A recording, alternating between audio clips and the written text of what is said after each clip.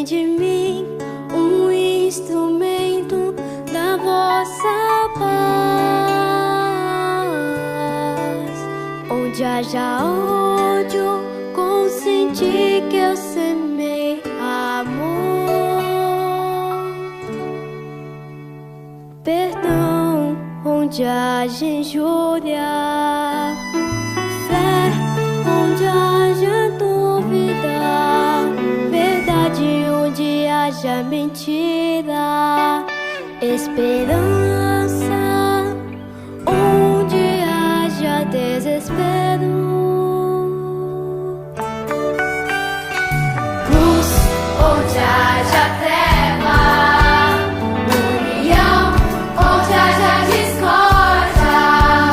Alegria, onde haja tristeza.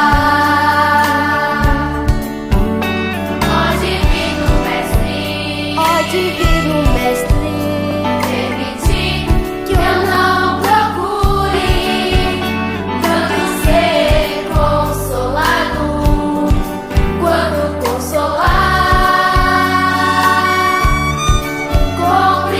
compreendido quanto compreender, amado quanto amar, porque é dando e recebemos, sendo humano é que somos perdoados, e morrendo é que nascemos para a vida eterna. Vida eterna. Vida eterna.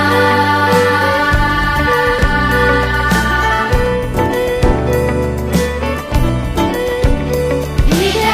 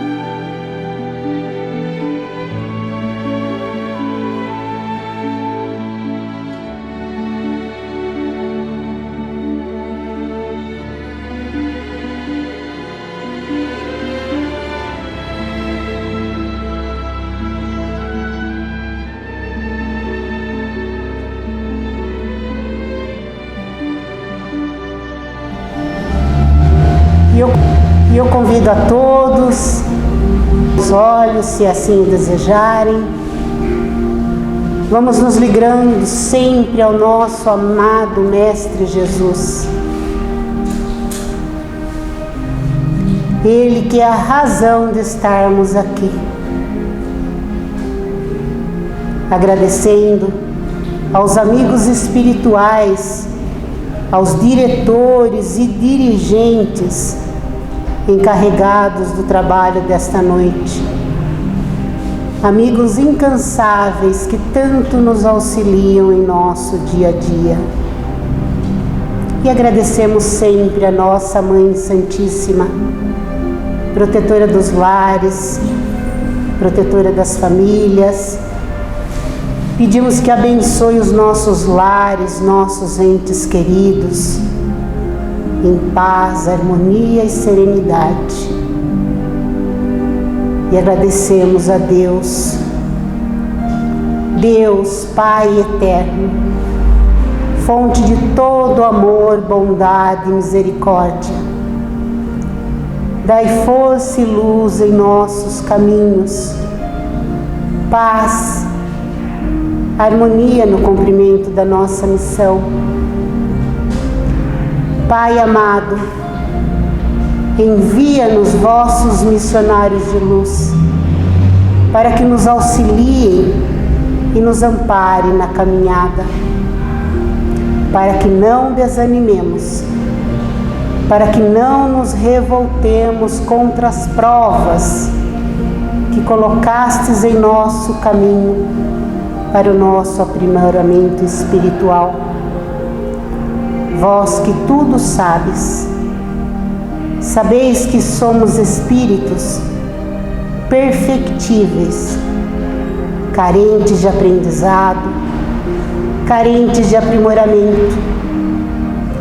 Por isso, Pai amado, não nos deixeis nas trevas da ignorância, do não saber, do não entender, do não compreender, nas trevas do rancor e da revolta, do orgulho e do egoísmo.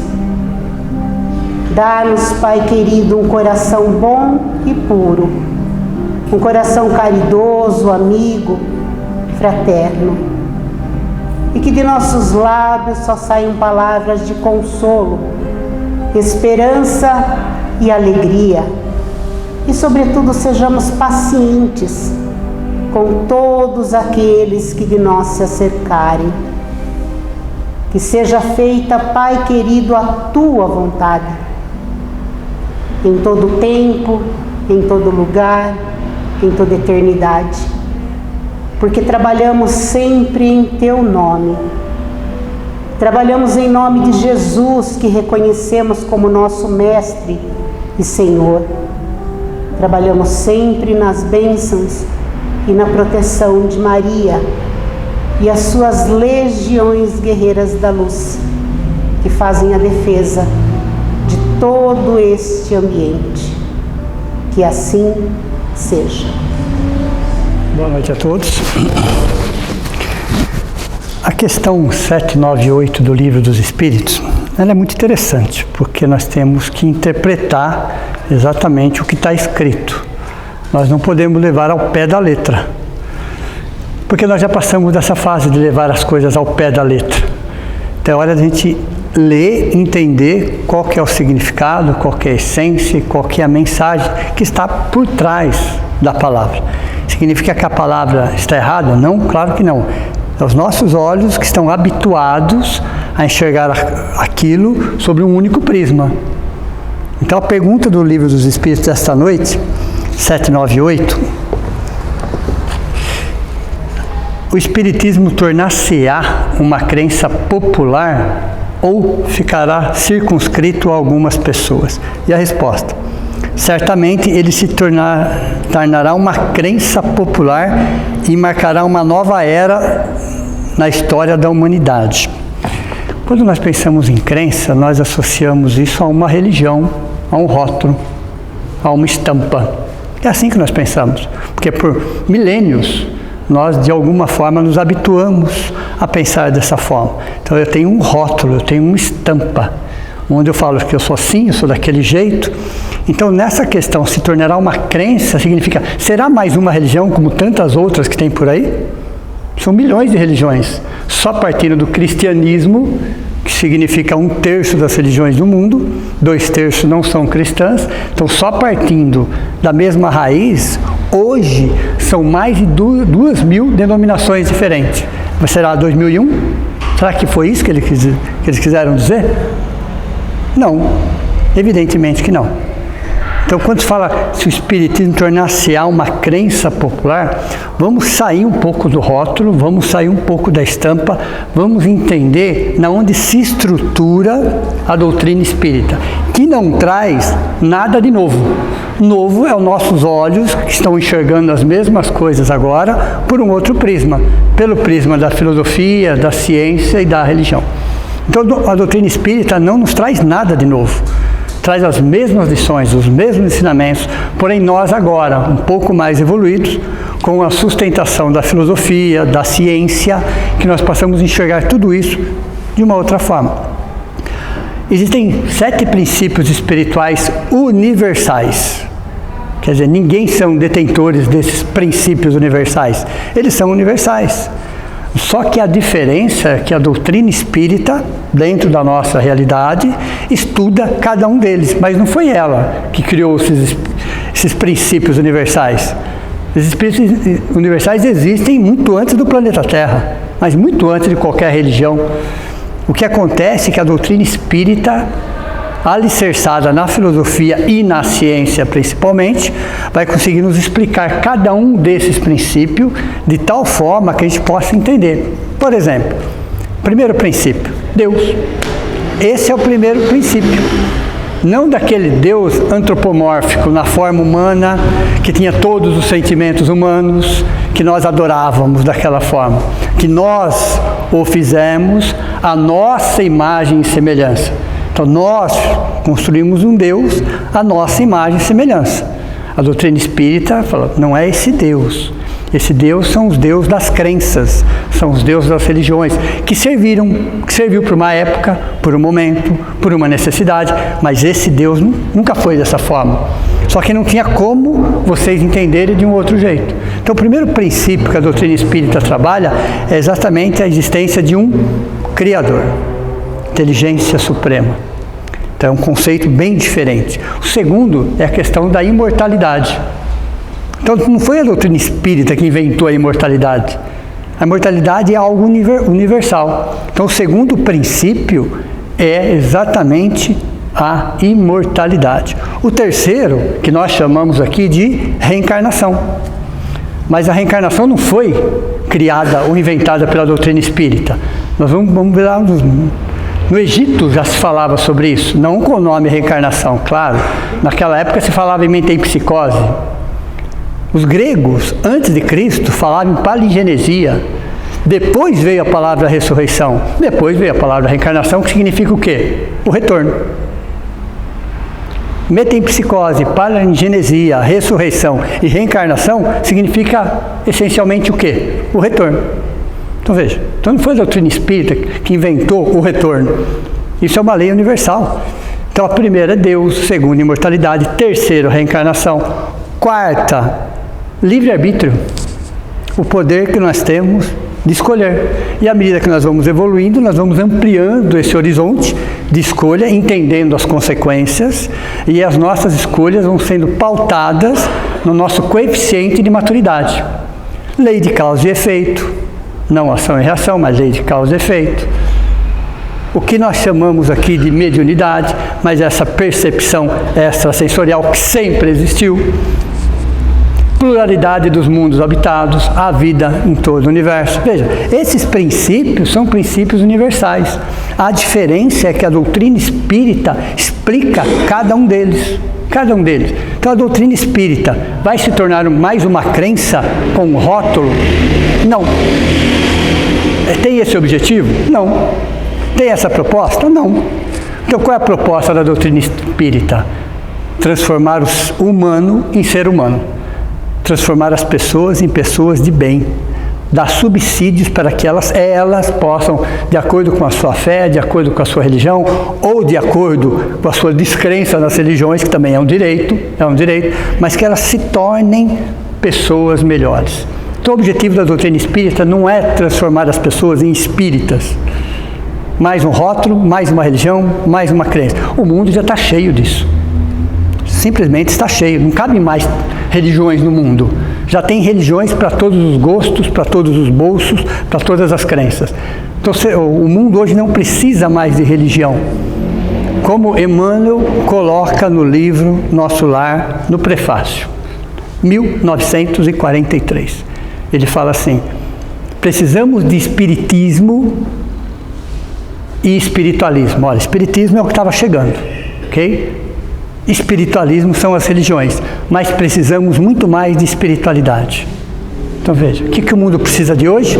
Espiritualidade. E espiritualidade não tem rótulo. Nunca teve, nunca vai existir rótulo sobre espiritualidade. Então o que a doutrina espírita vem trazer para nós é uma forma diferente de ver a vida, o universo, Deus e principalmente a nós mesmos. Então a pergunta é, vai se tornar uma crença popular? Não. Aqui está escrito certamente que sim, mas certamente são os princípios que ela vai trazer.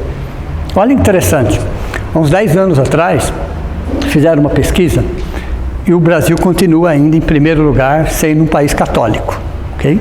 Ainda é. Foi um censo que fizeram em 2010, o Brasil continua sendo um país católico, seguido dos evangélicos. Grudadinho ali em segundo lugar, os evangélicos. Depois vem os espíritos, os umbandistas e aí sucessivamente. Essa é a primeira pergunta. Então se chegou à conclusão que o Brasil ainda é um país católico, ok? Com essa estrutura católica. Segunda pergunta, você acredita em reencarnação? A maioria falou sim. Não fecha a conta, porque o catolicismo e o protestantismo não acreditam na reencarnação. Mas como que a maioria acredita então? Acredita porque são espíritas? Não. Aí a pergunta é por quê? Porque faz sentido. É lógico que faz sentido. É evidente que faz sentido. Faz muito sentido. Então veja como as pessoas, à medida que elas vão evoluindo, elas não precisam se tornar espíritas. Não é essa a questão. Não é essa a proposta da doutrina espírita. Mas te dá subsídios, informações para que você se torne uma pessoa de bem. É o que o mundo está precisando. Que você tenha espiritualidade. É disso que o mundo está precisando. Então, quando se fala certamente que esses princípios universais serão de alguma forma difundindo de acordo com as gerações, porque são princípios universais, e à medida que a ciência vai estudando, vai pesquisando e vai ampliando os horizontes, nós vamos percebendo que esses princípios serão comprovados cientificamente, por métodos científicos. Dá para comprovar? Dá. E por que não traz já? Porque não é o momento agora de trazer algumas comprovações científicas. Nós ainda não temos estrutura psicológica, emocional ou mesmo espiritual para suportar. Então, aos poucos, através de filmes, através de séries, através de desenhos, a gente vai percebendo que alguns conceitos vêm chegando. Esses conceitos vêm chegando. Uma vez perguntaram para o Chico Xavier, bem no início da década de 70, como que a doutrina espírita será difundida no mundo? Isso no início da década de 70. Ele falou assim, pela televisão e pelo cinema. Olha aí. Então, tem muitos filmes que não são espíritas, que não têm esse foco e que fazem sucesso. E por quê? Porque trazem princípios universais. Outras filosofias também estão estudando, estão pesquisando? Sim, claro. Para nós chegou com esse rótulo, mas é um rótulo. Ninguém vai perguntar para nós, quando nós estivermos no plano espiritual, qual que era a sua religião. Até porque a melhor religião que existe é aquela que te faz uma pessoa melhor. Então não existe rótulo religioso. Existe aquela religião que te ajuda a viver melhor com você mesmo. Então a resposta do 798 fala certamente que sim, o certamente que sim, desvinculem com o rótulo, mas se vinculem com os princípios. Foi o que aconteceu, o que está acontecendo. A doutrina espírita, nos seus princípios, que não são espíritas, porque não foi Allan Kardec que criou, que inventou qualquer coisa nesse sentido, mas foi ele que começou a estudar minuciosamente, cientificamente, filosoficamente, cada um desses princípios. Tanto que se passaram 170 anos e só se comprovou ainda mais. Foi o século XX considerado o século da matéria, o século da ciência, e só se confirmou ainda mais o que estava escrito 170 anos atrás. Por quê? São princípios universais. Precisaríamos de um rótulo? Sim, nós ainda precisamos de rótulos. Nós ainda precisamos dessas referências. Mas essas referências, esses rótulos, esses nomes, têm alguma importância? Não. Tem para a personalidade. Para a individualidade não tem importância absolutamente nenhuma. Então são os princípios estudados pela doutrina espírita que fazem com que a gente reveja os nossos conceitos, que a gente entenda um pouco melhor desse mecanismo de amor, de justiça, de bondade de Deus. Como nós estamos mergulhados em tudo isso, como nós estamos conectados. Então são esses princípios que chegou para nós com esse rótulo, sem problema nenhum, mas são esses princípios que realmente vão dar um colorido diferente para a nossa vida. E no Evangelho da Noite, moral estranha, bem estranha por sinal, né? Jesus tinha umas colocações assim, que ele utilizava de argumentos da época, elementos da época. Então, toda vez que ele ia falar com um determinado povo, determinada sociedade ou com alguém, ele utilizava de recursos do dia a dia para trazer a informação. Para alguns ele falava de um jeito, para outros ele falava de outro jeito. É como se ele soubesse, e sabia, né? Com certeza ele sabia qual era o coeficiente de maturidade de cada um. Mas ele colocava determinadas coisas que são atemporais. O que significa ter algo atemporal? Como é que eu sei, por exemplo, que algo é divino e algo é humano? Essa é uma pergunta. Você olha os textos sagrados, a Bíblia no nosso caso, mas o que é divino, o que é dos homens? Será que a gente conseguiria diferenciar uma coisa da outra? Dá para diferenciar. E nem é tão complicado dessa forma. Você pega aquele texto, você pega aquele princípio, você pega aquela frase ou aquela lição e passa pelo crivo do tempo. Tudo que passar pelo crivo do tempo é divino. Tudo que ficar parado em algum momento é humano. Vou dar um exemplo mais claro. Das leis mosaicas, o que é divino? Os 10 mandamentos. Como é que eu sei que os 10 mandamentos é divino? Porque ele ultrapassou a barreira do tempo. Ele serve até hoje. Moisés é 1.300 anos antes de Cristo. Então, de nós para Moisés, aproximadamente 3.300 anos. Mas os 10 mandamentos cabem no dia de hoje? Cabem. Você vai mudar uma palavrinha aqui ou ali, que faz parte. Você está atualizando algumas palavras, mas a estrutura e a essência você não muda. Então, 3.300 anos. Quantas coisas aconteceram em 3.300 anos com a sociedade? Mas os 10 mandamentos ficaram intactos. Por que ficaram intactos? Porque é de ordem divina. E por que as outras leis pararam no tempo? Eram importantes, mas era para aquela época, para aquela necessidade. Então, para saber o que é divino, o que é humano, é só a gente entender, fazer a seguinte pergunta: ultrapassou a barreira do tempo? Se ultrapassou, é divino. Se não ultrapassou, é humano. Assim são as lições de Jesus. Fala assim, o Evangelho de Jesus é até uma forma um tanto que errônea falar dessa forma, porque não existe Evangelho de Jesus, porque o Jesus era o próprio Evangelho. Veja, Jesus era o próprio Evangelho, era o Evangelho materializado, corporificado. A gente às vezes fala, o Evangelho de Jesus, não é exatamente o Evangelho de Jesus, não era alguém que estava escrevendo o Evangelho, ou estava falando para que alguém escrevesse o Evangelho. Não, ele era o próprio Evangelho. Então Jesus é atemporal nesse sentido, porque todas as suas lições são trazidas para o dia de hoje e são atualizadíssimas, são atemporais, não sofrem o desgaste do tempo, não sofrem a evolução científica. Aliás, é o único livro que não evolui é o Evangelho. Todos os livros, todos, de filosofia e de ciência, em algum momento eles são ultrapassados. Em algum momento. Ciência, então, de 5 em 5 anos, eles estão sendo ultrapassados. Filosofia demora alguns milênios, mas também serão ultrapassados. Mas o Evangelho não dá. Por que não dá? Porque é um código de ética universal. Universal. Então, quem evolui somos nós.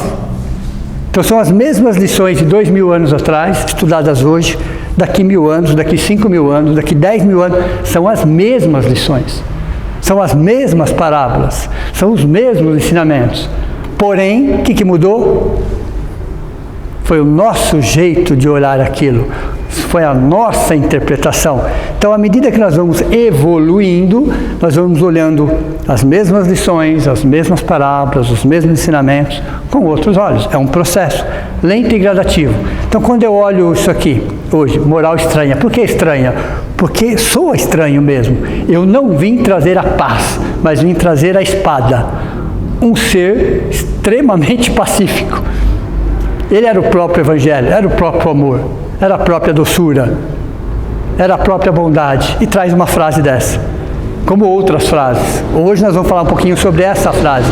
Não vim trazer a paz, mas sim a espada. O que era paz naquela época? Qual era o conceito de paz? Como que as pessoas, naquela época, 2000 anos atrás, não sei se mudou muito, o que era um conceito de paz para aquela época e qual é o nosso conceito de paz hoje? Porque vejam, nós dizemos que nós estamos em paz quando está externamente falando, está tudo bem. Quando externamente falando está tudo bem, nós estamos em paz. Veja. Quando o mundo de alguma forma está atendendo aos nossos interesses, seja eles quais forem, eu estou em paz. Quando está todo mundo com saúde, todo mundo de alguma forma estabilizado financeiramente, onde as pessoas que eu amo estão perto de mim, onde as pessoas não me contrariam, onde as pessoas aceitam as coisas como são, isso é paz? Isso é a paz do mundo, isso é a paz exterior. Na época de Jesus, existia um forte preconceito, muito maior do que é hoje, mas muito maior do que é hoje. Então veja, as pessoas viviam em paz desde que os seus interesses orgulhosos, arrogantes, mesquinhos, preconceituosos, não fossem atingidos. Se eu estou com toda essa estrutura na minha frente, eu estou em paz. Mas porque a estrutura externa, a paz do mundo, a paz exterior está atendendo aos meus interesses. Então eu estou em paz. Mas será que é essa paz que Jesus está falando? Então quando ele fala que vai trazer a espada, o que significa a espada? É algo que corta, é algo que divide. Mas está dividindo o quê? Interessante. O mundo exterior com o mundo interior. A própria cruz de Jesus, no chão, plantada no chão, já simboliza uma espada. Não sei se vocês já repararam isso, mas de alguma forma ela lembra uma espada enterrada no chão. E essa paz significa o quê? Errado no chão, sim, mas eu estou com a visão para o alto, que eu estou num símbolo de liberdade. Então essa espada, que Jesus trouxe a espada, era justamente separar o que é paz externa de paz interna. Eu não vim trazer a paz orgulhosa, a paz preconceituosa, a paz de interesses mesquinhos, de interesses que atendam às minhas necessidades. Então Jesus não veio trazer essa paz, mas sim a espada. Essa espada que ia separar a paz externa da paz interna. Então essa espada nos envolve, nos clama ao bom combate. O que eu vou usar essa espada de Jesus, que é um símbolo, nós sabemos que é um símbolo. É quando eu coloco ela dentro de mim, não é externo, não é para eu lutar contra alguém, não é para eu lutar contra o mundo, não é para eu lutar contra algum interesse mesquinho, ou orgulhoso, ou preconceituoso, mas é para lutar contra o meu orgulho, a minha arrogância, a minha prepotência, a minha vaidade desmedida. Então essa espada que Jesus traz é justamente uma divisão interna, onde vai nos separar do mundo, mas ao mesmo tempo nos fortalecer como espíritos. Porque uma pessoa que está em paz interna, o que é paz interna? A pessoa está em paz com a sua consciência, não com seus interesses, é diferente. Com a sua consciência, de alguma forma, está procurando ser um ser humano melhor, está trabalhando o perdão dentro de si, está procurando de alguma forma ajudar as pessoas, está dando um outro colorido para a vida dela. Essa é a paz interna, essa é a paz de Jesus. Mas ela está tendo um bom combate. O que é o bom combate? É o orgulho dela, é a arrogância dela, a prepotência dela. Somos orgulhosos, somos arrogantes, somos preconceituosos, todos somos. Se não fôssemos, não estávamos encarnados em um planeta de provas e expiações. Simples assim. Então essa paz de Jesus é aquela paz, é aquela espada que nos corta por dentro e dói. Vocês podem ter certeza que dói. E dói muito, porque vai cortar orgulho, arrogância, prepotência, vaidade, mesquinharia, isso dói, e dói muito, inclusive. Mas esse é o bom combate. Só que a partir do momento que você começa a cortar isso dentro de você, ou diminuir o impacto disso dentro de você, você passa a enxergar o mundo, pessoas e situações com outros olhos. É como se o mundo não tirasse você do equilíbrio. Como se o mundo não tirasse você de si mesmo. Não que você não sofra com as situações que acontecem, somos seres humanos, claro. Não quer dizer que você não fique triste, que você não fique chateado. Não é essa a questão. Mas você tem um senso de equilíbrio, de paz interior, de fé, de serenidade, conquistada pela espada de Jesus. Essa é a espada que nos corta. Nós estávamos imaginando que, para eu ter paz, eu tenho que pegar essa espada e sair lutando por aí, matando as pessoas que não pensam como eu penso, que não fazem o que eu quero. Veja, as próprias religiões fizeram isso. Por milênios fizeram isso. Saíram com uma espada na mão, matando todos aqueles que não estavam de acordo com seus princípios, com seus interesses. Como se aquilo fosse gerar a paz interna. Então eu não vim trazer a paz do preconceito, do orgulho, da arrogância que separa, mas vim trazer a espada que nos corta, que nos dilacera, que diminui a intensidade do nosso orgulho, da nossa arrogância, da nossa prepotência, que vai cortando esse nosso egoísmo. E à medida que você vai sentindo o poder dessa lâmina extremamente afiada, que corta dos dois lados, você vai começando a olhar o mundo, pessoas e situações com outros olhos. Com outros olhos. Veja, Jesus foi um dos encarnados, vamos falar assim, né? Que mais sofreu com a violência do mundo.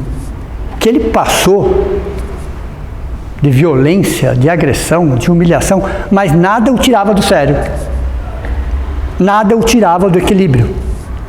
Nada o tirava da sua paz interior. Veja, interessante, passando por tudo aquilo, ficava triste? Sim, ficava triste. Claro que ele ficava, não por ele, por nós. Porque nós estávamos perdendo a oportunidade naquele momento de já estar renovando a nossa vida há 2000 anos atrás. Então a tristeza dele não tinha a ver com ele. Nem ele veio salvar ninguém. Se vocês acham que ele veio para salvar alguém também, é melhor reconsiderar esse conceito. O que é salvação? Será que nós sabemos? Porque se alguém vem nos salvar, vai nos tirar da responsabilidade. Continuamos espíritos infantis por mais alguns milênios. Então essa espada que Jesus nos traz, ele traz no Evangelho, é justamente a espada que vai nos tirar dessa condição de provas e expiações, de arrogância, de prepotência, de vaidade, porque um planeta de provas e expiações, ele dura em torno de 7.000 anos, 4.000 anos antes de Cristo, 3.000 anos depois de Cristo. Então, mais ou menos, em torno de 7.000 anos. Então, nós já reencarnamos muitas vezes nesse período.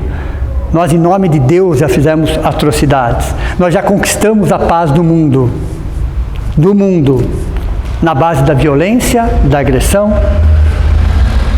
E hoje nós vamos olhar para esse fato e falar, peraí, será que é a paz do mundo que eu quero? Será que se tiver tudo em ordem em torno de mim, tudo atendendo os meus interesses, será que eu realmente estarei em paz? Ou é o meu orgulho que está em paz? É a minha arrogância, a minha prepotência, o meu preconceito que está em paz? Muitas vezes é isso. O mundo quer ter paz para fora de si, mas ninguém pensa nessa paz interna. Só que essa paz interna só vem com uma espada, que é um símbolo, mas é uma espada onde vai nos mostrar o quanto podemos enxergar o mundo, pessoas e situações com outros olhos. O quanto tudo isso que acontece no nosso entorno vai deixar de tirar o nosso equilíbrio, de tirar a nossa paz. Veja, a gente só consegue. Por que as pessoas têm tanta facilidade de nos tirar a paciência, de nos tirar o equilíbrio, de nos tirar a serenidade? Porque nós não somos assim. Porque a partir do momento que nós formos assim, dificilmente alguém vai nos tirar do equilíbrio, da paz e da serenidade. Você pode ficar triste, claro, você pode chorar, evidente. Mas aquele equilíbrio, aquela serenidade conquistada, não é doada, tem que ser conquistada de gota a gota, milímetro por milímetro. É um processo lento, gradativo e doloroso. Precisaria ser doloroso? Não, é uma escolha nossa. Não precisaria ser doloroso. Todas as lições vêm pelo amor primeiro. Mas que seja pela dor, não tem problema. Nós também aprendemos pela dor. Mas a espada aqui significa o quê? O bom combate. É o combate que nós travamos contra nós mesmos. Na base da violência também não é assim. Porque só o amor constrói, só o amor reconstrói, só o amor edifica. Então é todo um simbolismo que é colocado para que a gente possa interpretar, entender. Eu preciso sofrer? Eu preciso chorar? Não, mas você tem que entender que uma fase está acabando, outra fase está se iniciando. Dentro de você, o mundo está milimetricamente correto. Não tem nada de errado com o mundo. Nós achamos que o mundo está errado, está tudo errado. O ser humano não tem mais jeito. Não, está tudo certo. Jesus está no leme dessa embarcação. A cada partícula atômica está envolvida pelo amor de Deus. Se tem alguém olhando as coisas de forma distorcida, somos nós. E à medida que essa espada vai nos penetrando e vai cortando esse orgulho, essa arrogância, a gente vai ter outros olhos para as pessoas e para as situações. Então por isso que Jesus diz, não vim trazer a paz, aquela paz externa. Não vim trazer aquela paz externa. Eu vim trazer a espada que nos corta, que nos liberta, a espada do bom combate. Uma boa noite a todos vocês, meu muito obrigado.